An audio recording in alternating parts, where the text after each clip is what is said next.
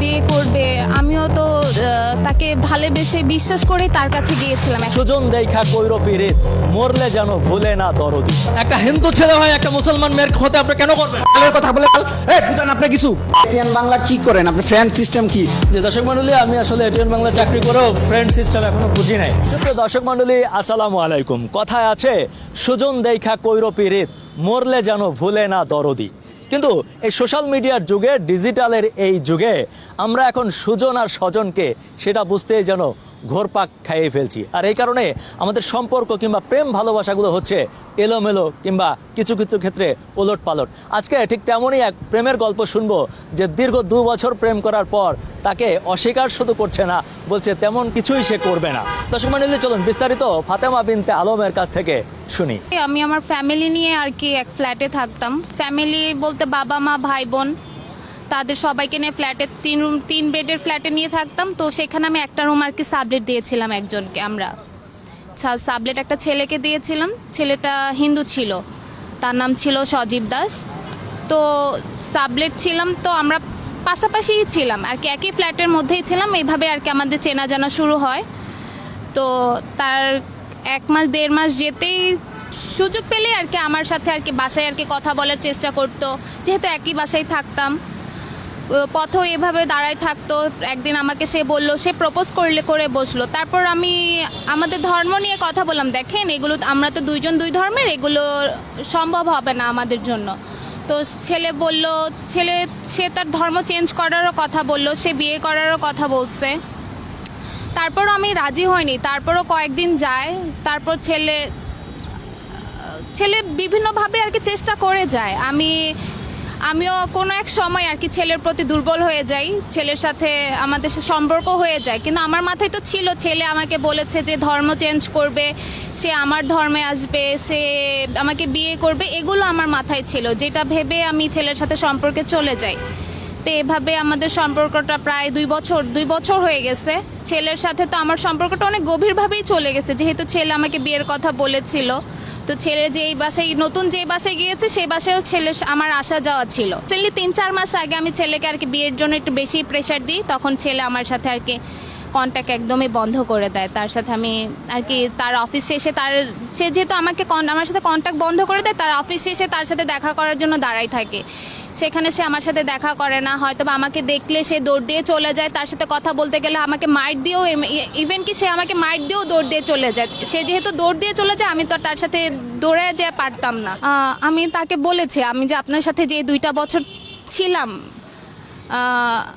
আমার মাথায় ছিল যে আপনি আমাকে বিয়ে করবেন। তো আপনি আমার যে 2টা বছর আপনার সাথে ছিলাম, আপনি সেই 2টা বছরের জন্য হলো আপনি আমাকে বিয়ে করেন, যেন আমি এই পরিচয়টা দিতে পারি যে 2টা বছর আপনার সাথে যা করছি সেটা যেন আমি আমার স্বামীর সাথে করছি, সেটা আমি তাকে বলছি। তারপরও সে আমাকে নানাভাবে গালিগালাজ করে বলে সে মরে যাবে, তারপরও আমাকে বিয়ে করবে না। আমি তাকে মামলার কথাও বলছি, যেহেতু সে বিয়ের কথা বলে আমার সাথে সম্পর্ক করেছে, এখন সে বিয়ে করছে না, এটা আমি থানায় গিয়ে কথা বলেছি। তারা বলেছে এটা ধর্ষণ মামলা হবে। আমি তাকে ধর্ষণ মামলার কথাও বলেছি। সে বলে কি, এরকম মামলা থানায় 1000টা পড়ে আছে, সব কয়টাও হয় না শাস্তি, যদিও শাস্তি হয় দরকার হলে আমি জেল খেটে নিব, তারপরও বিয়ে করব না, সে এগুলো বলেছে। সে বলেছে বিয়ে করবে, আমিও তো তাকে ভালোবেসে বিশ্বাস করে তার কাছে গিয়েছিলাম। এখন শেষে গিয়ে যে সে আমার সাথে এমন করবে, সেটা আমি আগে জানতাম না। ম্যাগিও ঠিক আমার মতোই কোয়ালিটিতে কোনো ছাড় দেয় না। 7টি দেশের সেরা খামার থেকে আসে ম্যাগি নুডলসের ময়দা। মা হিসেবে এটাই আমার জন্য গিফট। যেই ছেলেটি প্রেমের শুরুতে বলেছিল যে তাকে ভালোবাসে, তাকে বিয়ে করবে, তার জন্য ধর্মান্তরিত হবে এবং সারা জীবন একত্রে থাকবে, একটা পর্যায়ে এসে সেই ছেলেটি এখন পুরোপুরি সব কিছু অস্বীকার করছে এবং বলছে যে আমি মরে গেলেও তোমাকে বিয়ে করব না। কথা হচ্ছে, তাহলে এই ভালোবাসার, এই প্রেমের দরকার কি ছিল? দর্শক মণ্ডলী, চলুন বিস্তারিত সেই সজীবের কাছেই শুনি, দেখি সজীব কি বলে।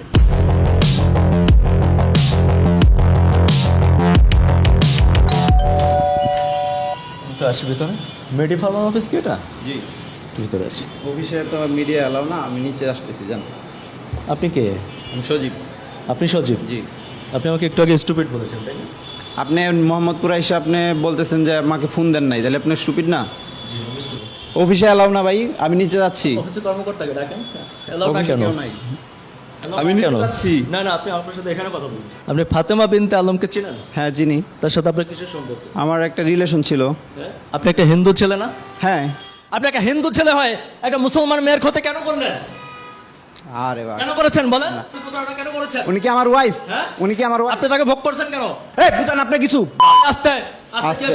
আপনি অবৈধভাবে একটা মেয়ের সাথে থাকছেন, তাকে হ্যারাসমেন্ট করছেন, 2 বছর প্রেমের প্রলোভন দেখিয়েছেন, তাকে ধর্ষণ করেছেন, আপনি তাকে বিয়ে করবেন না কেন? আমি কিছুই করি নাই। আমি কিছুই করি নাই। আপনার 2 বছর তার সাথে প্রেমের সম্পর্ক ছিল কিনা? আমার রিলেশন ছিল, ঠিক আছে। হ্যাঁ। আপনি তাকে ভোগ করছেন না? না, শারীরিকভাবে? করি নাই। তার 2 বছর রিলেশন এক বাসার মধ্যে কি করছেন? কই এক বাসার মধ্যে? হ্যাঁ, আপনারা একই বাসায় ছিলেন। আমি আমি আমি 1 বছর ওনার বাসায়, 2 বছর রিলেশন ছিল না। ওনার সাথে 1.5 বছরের রিলেশন ছিল। ওনার সাথে 1.5 বছরের ছিল না। ওনার আমার ওনাদের বাসায় আমি সাবলেট হিসেবে ছিলাম।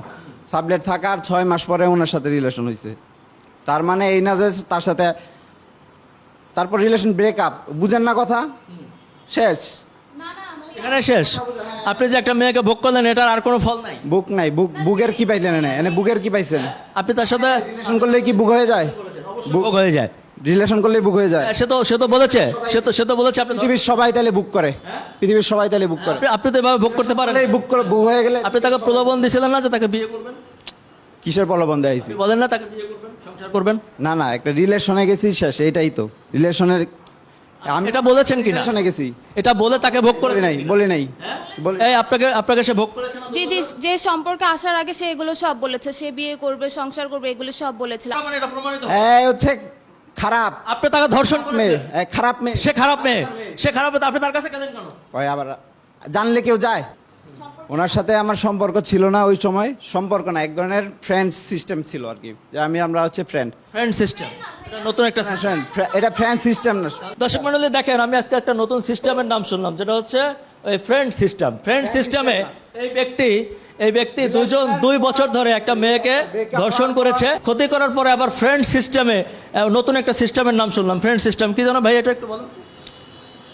মানে একজন হাজব্যান্ড ওয়াইফ, ধরেন তাহার হাসান মিথিলা, তোর ব্রেকআপ হয়েছে, বিয়ের ডিভোর্স হয়েছে, এখন এরা ফ্রেন্ড হিসেবে আছে। ফ্রেন্ড হিসেবে আসে। কি জন্য ফ্রেন্ডরা মানে কি? মানে যাদের হচ্ছে যোগাযোগটা, এটাই আর কি। হ্যাঁ। দর্শক মণ্ডলী, সোশ্যাল মিডিয়ার বদৌলতে আমরা দিন দিন আধুনিক থেকে আধুনিকতর হচ্ছি। এখানে ফ্রেন্ড, বয়ফ্রেন্ড, আলগা ফ্রেন্ড, আজকে আবার একটা নতুন সিস্টেম শিখলাম, ফ্রেন্ড সিস্টেম। মানে আপনার প্রেমিকা ছিল, তার সাথে তাকে সম্পর্ক করেছেন, ফিজিক্যাল রিলেশন করেছেন, বিয়ের প্রস্তাব মানে বিয়ের কথা বলেছেন, বিয়ে করেননি, আবার ফ্রেন্ড সিস্টেমে চলে আসছেন। দেখেন উনি কত সুন্দরভাবে আমাকে বোঝায় দিল। ফ্রেন্ড সিস্টেম না, ফ্রেন্ড কথা বুঝেন তো আপনি? জি, জি, friend। এটিএন বাংলা কি করেন আপনি? ফ্রেন্ড সিস্টেম কি? ফ্রেন্ড বলছি, ফ্রেন্ড সিস্টেম না।